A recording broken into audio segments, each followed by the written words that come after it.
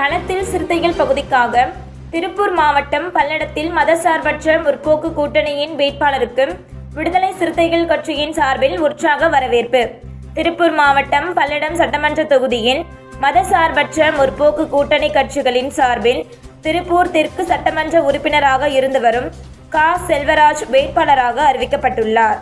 இந்நிலையில் வேட்பாளர்களாக அறிவிக்கப்பட்ட செல்வராஜுக்கு பல்லடம் சட்டமன்ற தொகுதி விடுதலை சிறுத்தைகள் கட்சியின் சார்பில் மாவட்ட செயலாளர் ரங்கசாமி தலைமையில் வரவேற்பு நிகழ்ச்சி பல்லடத்தில் உள்ள விடுதலை சிறுத்தைகள் கட்சியின் அலுவலகத்தில் நடைபெற்றது.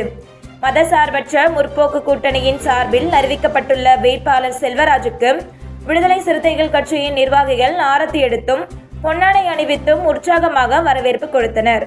தொடர்ந்து விடுதலை சிறுத்தைகள் கட்சியின் நிர்வாகிகள் இடையே பேசிய வேட்பாளர் செல்வராஜ் பல்லடம் சட்டமன்ற தொகுதியில் வெற்றி பெற்று கோரிக்கைகளை நிறைவேற்றுவதற்கு முழு மூச்சாக செயல்படுவேன் என வாக்குறுதி அளித்தார்.